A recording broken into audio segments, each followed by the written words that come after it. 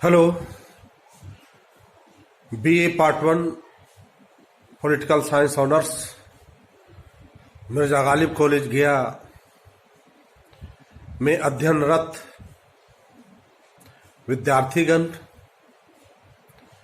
वर्तमान लॉकडाउन के दौरान महाविद्यालय के द्वारा ऑनलाइन क्लास की व्यवस्था की गई है तथा यह व्यवस्था सुचारू एवं सफल रूप से जारी है। समय समय पर हम शिक्षकों के लिए कॉलेज के सेक्रेटरी जनाब सबी आरफीन शमसी साहब,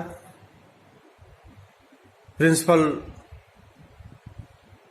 जनाब प्रोफेसर जलालुद्दीन अंसारी साहब तथा वाइस प्रिंसिपल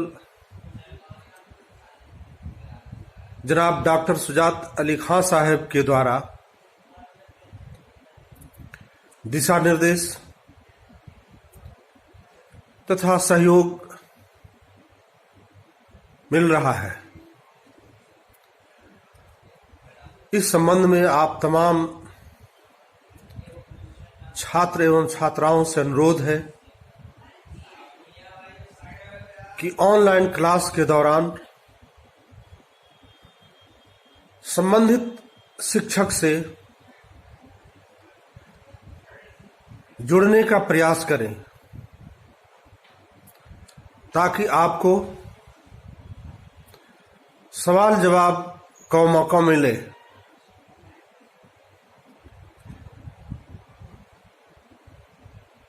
शिक्षकों के द्वारा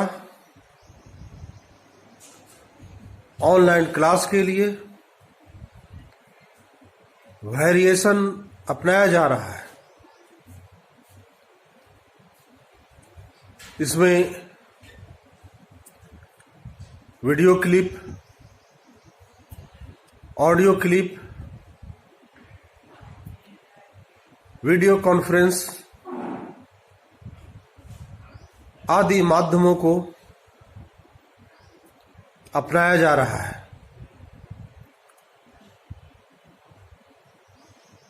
कॉलेज के सेक्रेटरी चाहते हैं कि गुणवत्ता के साथ ऑनलाइन क्लास का संचालन हो तथा हमारे विद्यार्थियों को इसका ज़्यादा से ज़्यादा फायदा पहुंचे।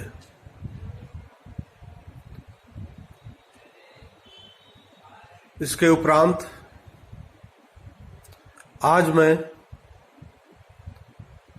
आप लोगों के लिए पॉलिटिकल साइंस ऑनर्स के फर्स्ट पेपर से जस्टिस क्या है, इसकी परिभाषा क्या है तथा जस्टिस के कितने प्रकार हैं के साथ साथ वर्तमान युग में न्याय की क्या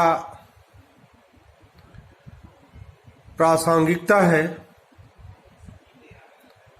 की चर्चा करने जा रहे हैं।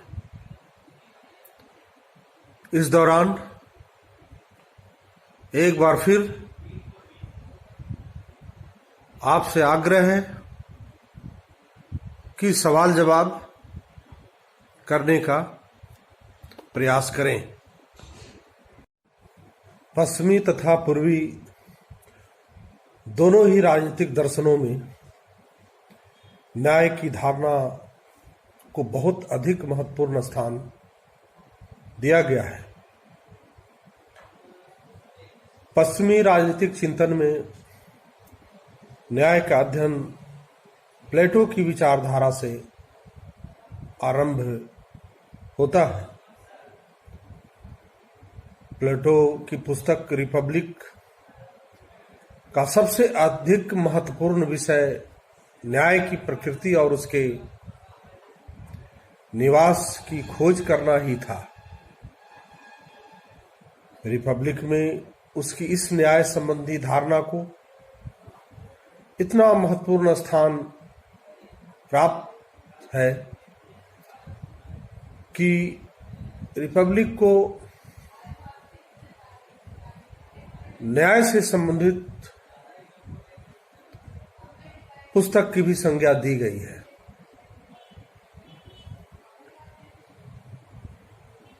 प्लेटो के न्याय संबंधी विवेचन में उसके राजनीतिक दर्शन के समस्त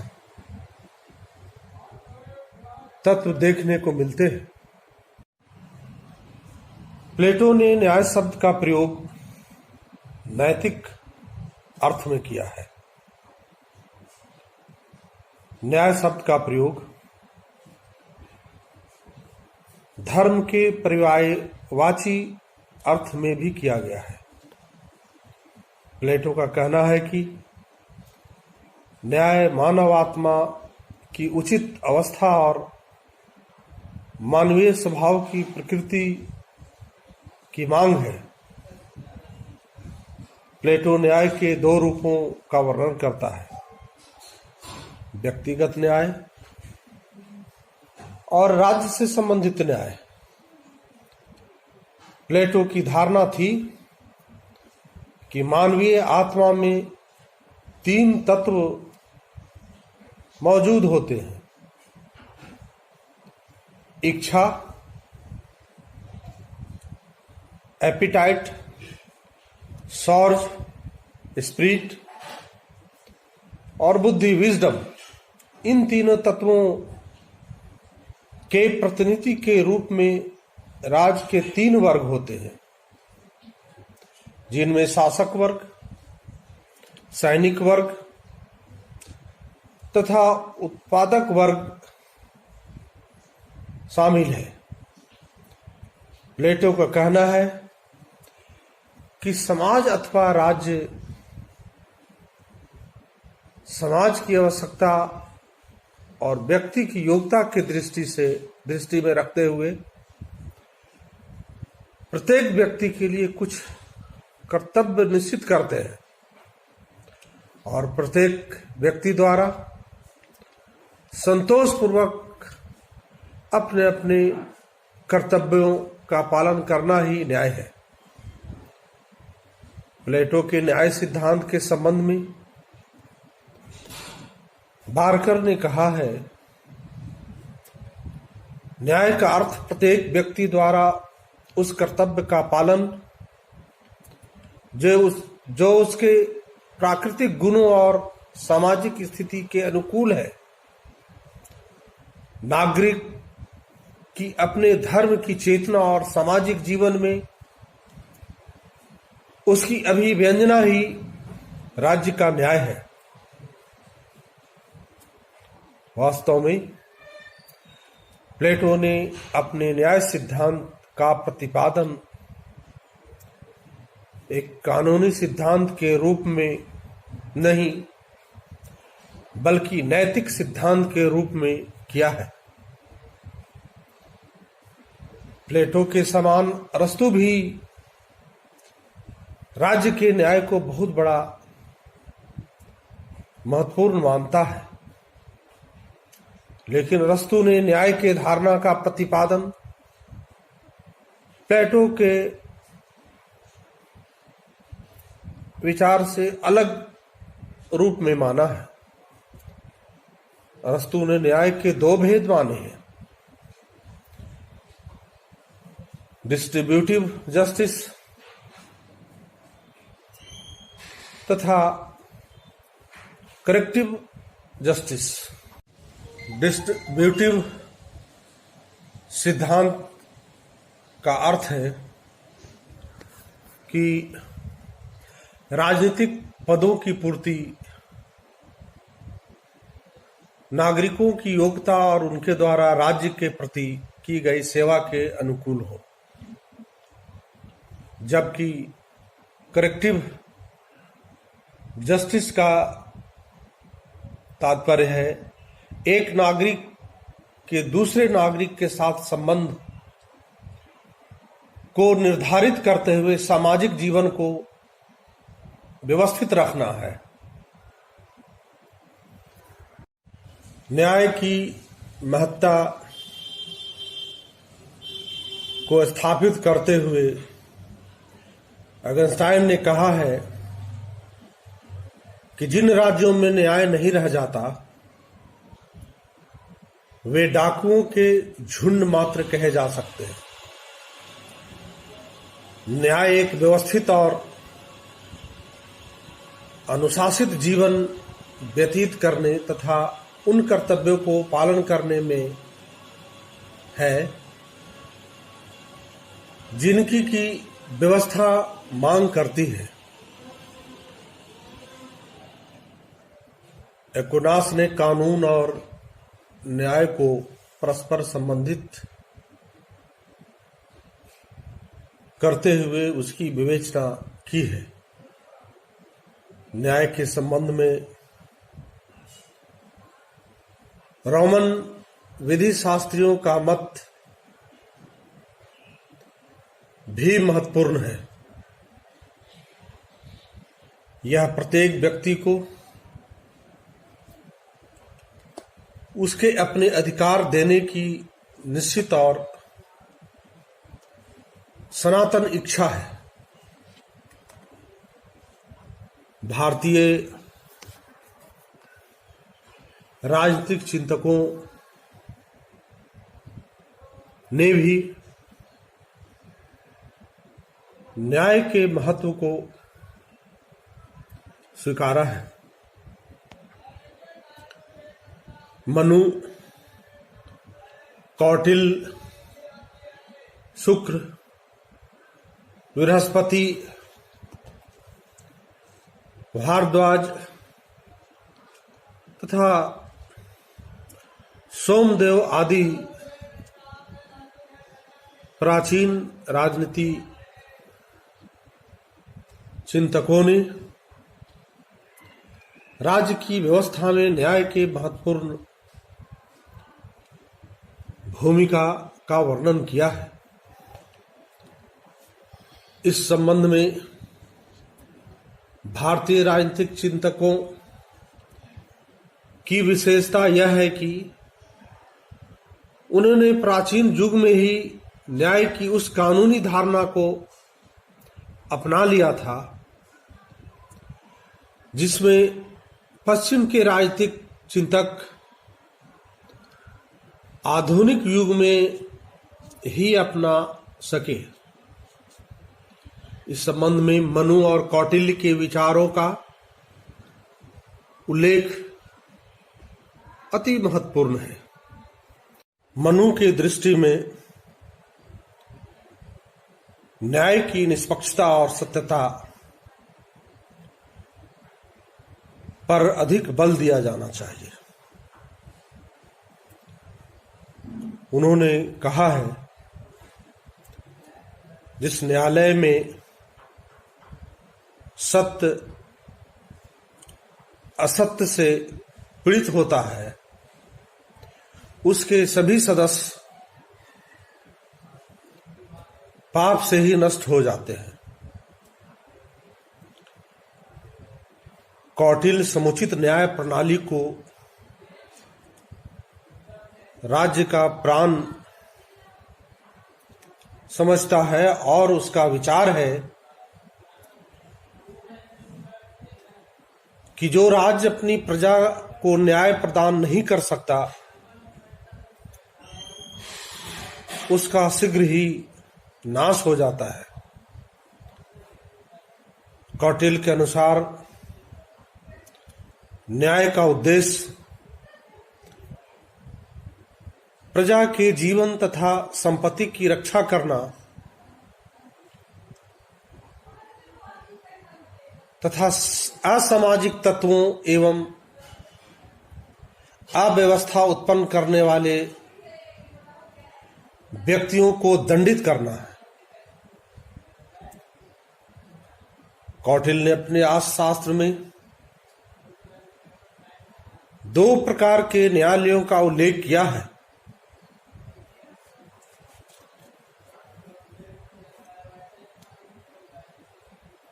धर्म अस्थि तथा कंटक शोधन, जिसमें वर्तमान समय के दीवानी और फौजदारी न्यायालयों के लगभग समान कहा जा सकता है। धर्मस्थी दीवानी तथा कंटक शोधन फौजदारी से संबंधित है। उसके द्वारा न्यायिक संगठन और प्रक्रिया का भी विशद विवेचन किया गया है। इस प्रकार न्याय की अवधारणा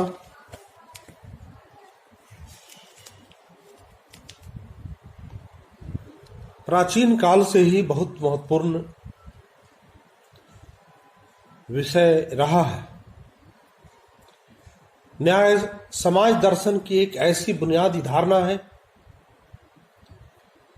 जिन पर सामाजिक चिंतन के आरंभ से ही विचार होता रहा है। इतिहास में न्याय की अनेक प्रकार की व्याख्या की गई है। जैसी करनी वैसी भरनी, इसी का पर्याय माना जाता है। ईश्वर की इच्छा तथा पूर्व जन्म के फल को भी न्याय के संदर्भ में देखा गया है। आधुनिक युग के न्याय शास्त्रियों ने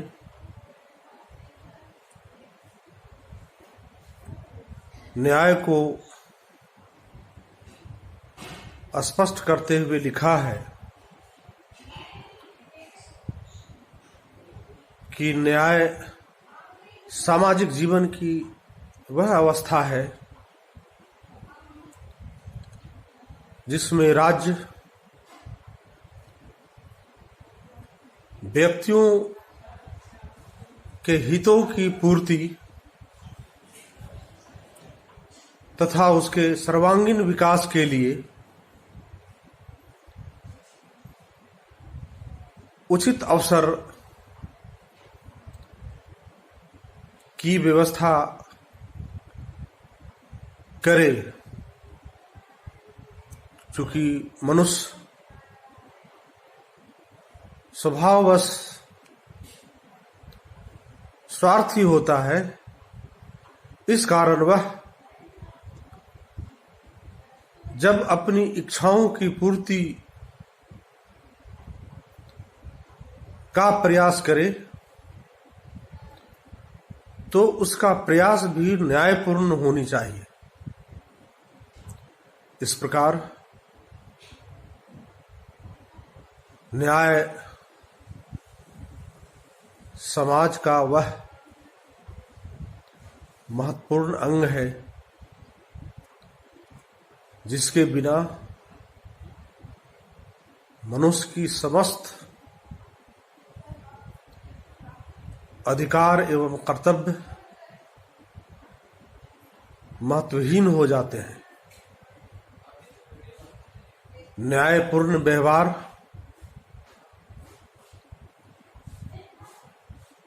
ही व्यक्ति को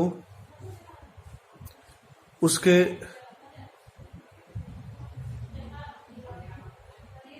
चरम विकास के लिए सहयोगी होता है। अब हम लोग वेरियस फॉर्म्स ऑफ जस्टिस के अंतर्गत न्याय के विभिन्न प्रकारों का विवेचन करेंगे। पहला है मोरल जस्टिस, नैतिक न्याय। परंपरागत रूप में न्याय की धारणा को नैतिक रूप में ही अपनाया जा रहा है। नैतिक न्याय इस धारणा पर आधारित है कि विश्व में कुछ सर्वव्यापक, अपरिवर्तनीय तथा अंतिम प्राकृतिक नियम हैं जो कि व्यक्तियों के आपसी संबंधों को ठीक प्रकार से संचालित करते हैं। इन प्राकृतिक नियमों और प्राकृतिक अधिकारों पर आधारित जीवन व्यतीत करना ही नैतिक न्याय है। जब हमारा आचरण इन नियमों के अनुसार होता है तब वह नैतिक न्याय की अवस्था होती है, और जब हमारा आचरण इसके विपरीत होता है तब वह नैतिक न्याय के विरुद्ध होता है। नैतिक न्याय के अंतर्गत जिन बातों को शामिल किया जा सकता है उसमें सत्य बोलना, प्राणी मात्र के प्रति दया करना, प्रतिज्ञा पूरी करना, उदारता और दान का परिचय देना आदि। प्राकृतिक या नैतिक न्याय जीवन के अस्तित्व और सुरक्षा के लिए अनिवार्य है। इस न्याय के अंतर्गत नैतिक मापदंड के आधार पर व्यक्ति को अधिकार प्रदान किए जाते हैं और इसी नैतिक मापदंड के आधार पर ही अपराधियों को भी दंड दिया जाता है। इसमें न्याय कानून से बिल्कुल अलग रहता है। इस न्याय को राज्य की स्वीकृति और सहायता की आवश्यकता नहीं होती है। इस प्रकार नैतिक न्याय का अर्थ है समाज में व्यक्ति की स्वतंत्रता को बनाए रखना तथा उसके नैतिक गुणों का निरंतर प्रदर्शन करने का अवसर प्रदान करते रहना। अब हम लोग सामाजिक न्याय, सोशल जस्टिस के बारे में चर्चा करेंगे। सोशल जस्टिस समाज में रहने वाले विभिन्न लोगों को एक साथ समान व्यवहार करना ही सामाजिक न्याय का उद्देश्य है। क्योंकि समाज में विभिन्न धर्मों, भाषाओं, जातियों तथा संप्रदायों के लोग रहते हैं, इसलिए सामाजिक सुरक्षा की दृष्टि से इसमें सामाजिक समानता आवश्यक है। सामाजिक समानता ही सामाजिक न्याय का दूसरा रूप है।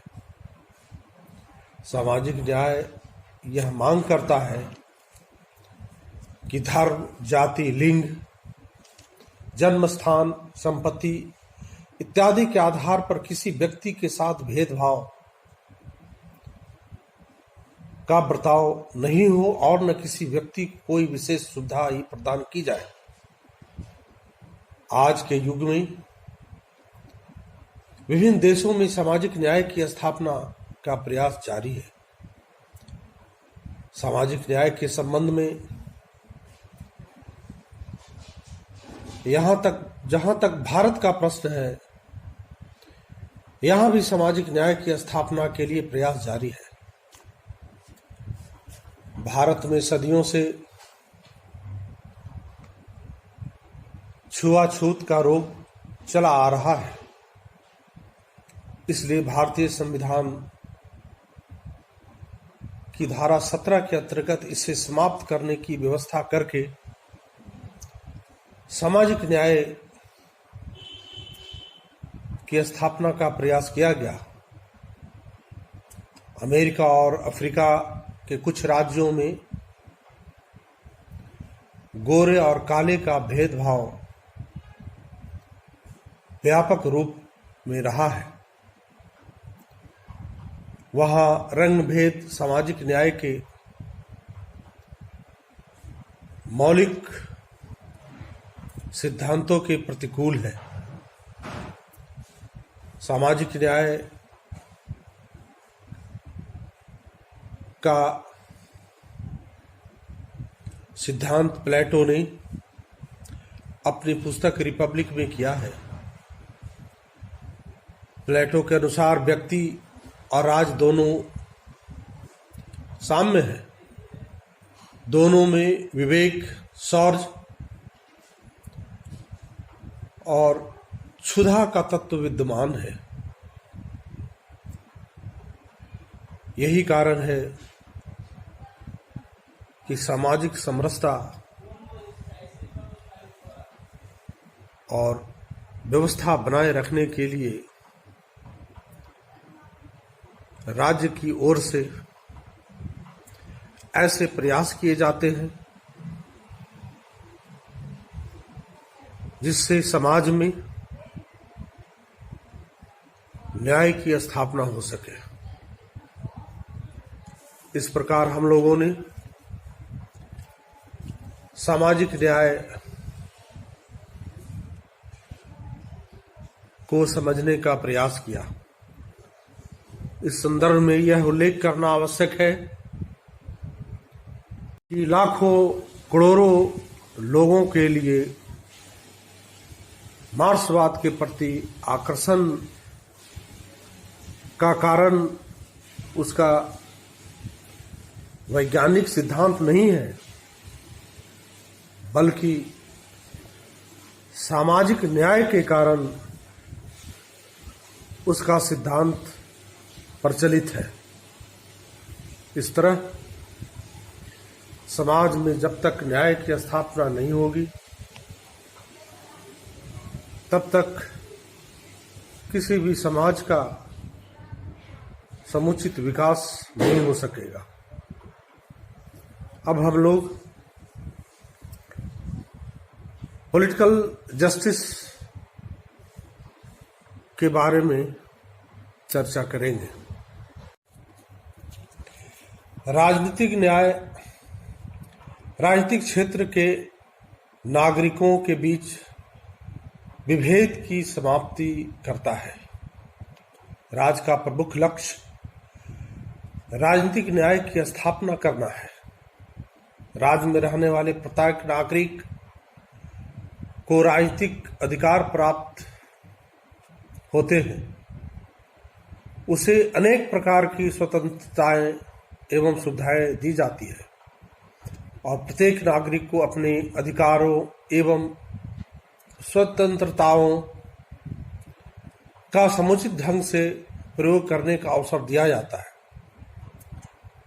इसके अंतर्गत राज्य की दृष्टि में सभी नागरिक समान होते हैं।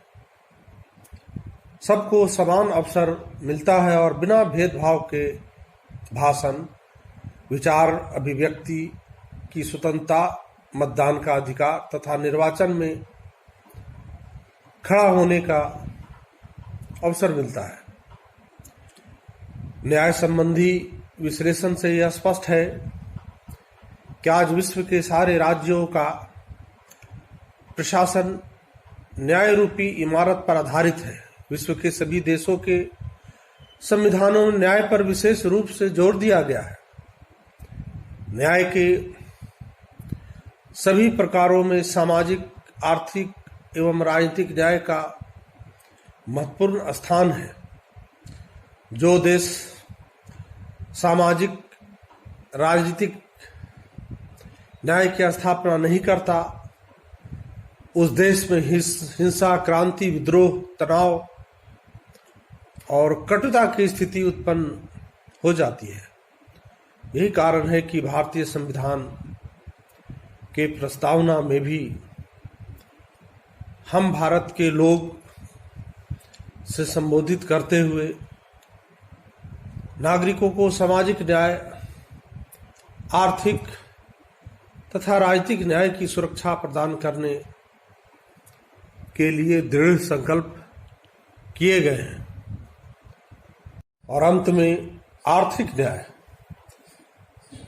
न्याय सामाजिक न्याय का एक महत्वपूर्ण अंग है। कुछ लोग आर्थिक न्याय का तात्पर्य पूर्ण आर्थिक समानता से लेते हैं, परंतु वास्तव में इस प्रकार की स्थिति व्यवहार के अंतर्गत किसी भी रूप में संभव नहीं है।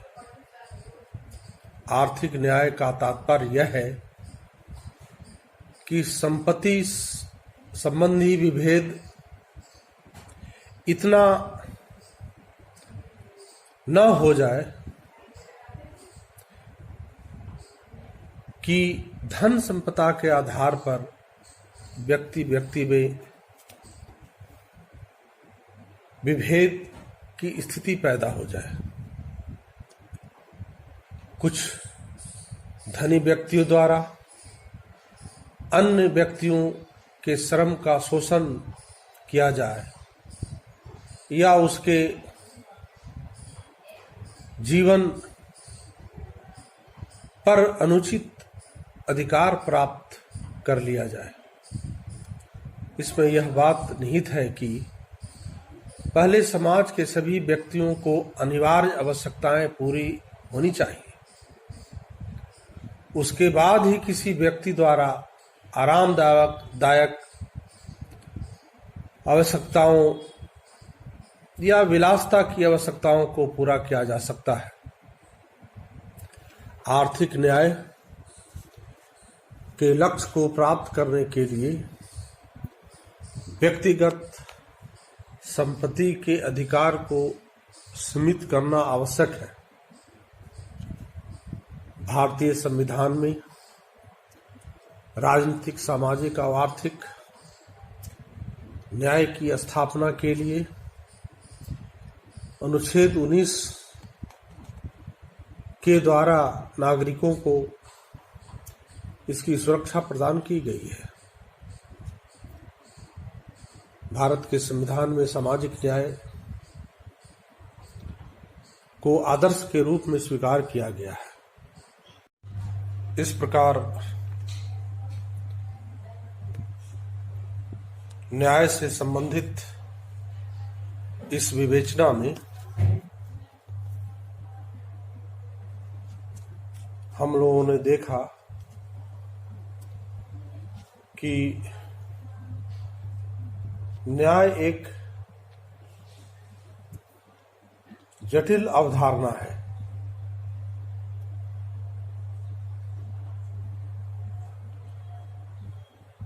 परंतु न्याय सचमुच वर्तमान युग की एक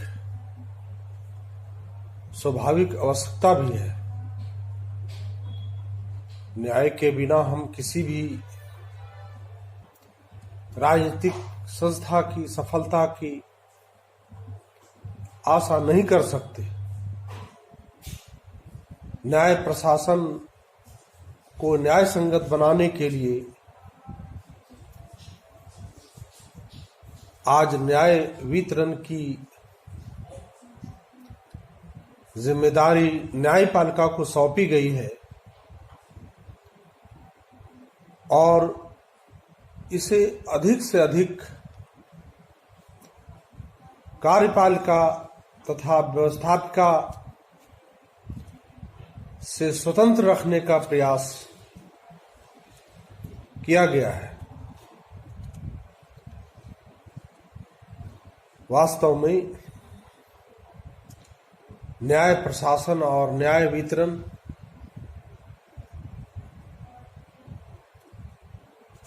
तभी अपना न्याय संगत रूप प्राप्त कर सकता है जब कार्यपालिका और व्यवस्थापिका न्यायपालिका के कार्यों में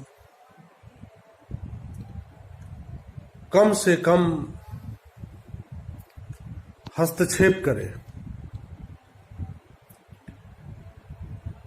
प्लेटो का यह विचार भी था कि जिस व्यक्ति को जो दायित्व सौंपा गया है वह उस दायित्व के क्षेत्र सीमा में रहकर ही उसका अनुपालन करे। अगर वह दूसरे की सीमा में प्रवेश या हस्तक्षेप करता है तो वहीं पर न्याय की व्यवस्था को आघात पहुंचता है। गार्नर ने कहा था, न्याय प्रशासन राज्य का अनन्य दायित्व है। इस दायित्व से राज्य मुकर नहीं सकता। इस प्रकार आदिकाल से न्याय की स्थापना का प्रयास एवं चिंतन किया जा रहा है। वह चाहे सामाजिक न्याय के रूप में हो, राजनीतिक न्याय के रूप में हो, नैतिक न्याय के रूप में हो या आर्थिक न्याय के रूप में हो, हमेशा न्याय की खोज में मनुष्य नए नए प्रयोगों को अपनाता रहा है। प्राकृतिक अवस्था में जब राज्य का अस्तित्व नहीं था तो न्याय के कारण ही राज्य की स्थापना की गई। व्यक्ति स्वेच्छाचारी तथा निरंकुश हो गया था। उसकी स्वेच्छाचारिता तथा निरंकुशता पर रोक लगाने के लिए लोगों ने राज्य नामक संस्था का निर्माण किया, जिसका उद्देश्य था राज्य कानून का निर्माण करेगा और अपने नागरिकों को न्याय उपलब्ध कराने का प्रयास करेगा। इस प्रयास का उल्लंघन नागरिक नहीं करेंगे, क्योंकि इस न्याय की स्थापना के पीछे राज्य की शक्ति निहित होगी, दंड की व्यवस्था होगी तथा अन्यायपूर्ण आचरण को राज्य प्रतिबंधित करेगा। इस प्रकार निष्कर्ष के रूप में हम लोग कह सकते हैं कि नैतिक न्याय, सामाजिक न्याय, राजनैतिक न्याय तथा आर्थिक न्याय की स्थापना के लिए सदियों से प्रयास किया जा रहा है। आधुनिक युग में विश्व के राष्ट्रों ने संविधान के माध्यम से इस उद्देश्य को प्राप्त करने का प्रयास किया है।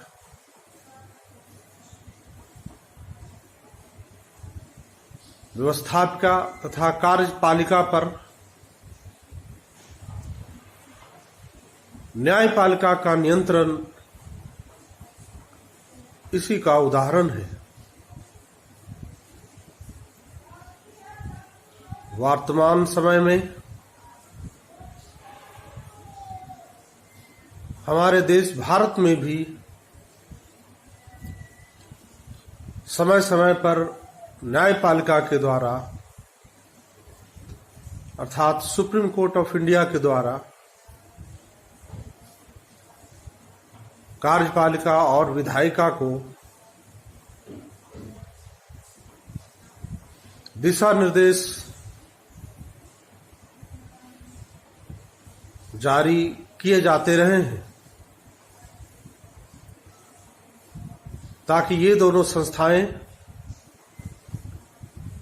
अपने अपने दायित्वों का निर्वहन बिना भेदभाव किए तथा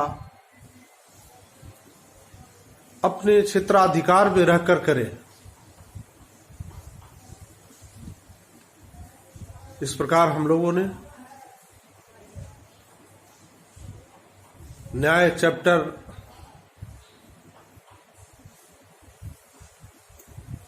का अध्ययन किया। धन्यवाद।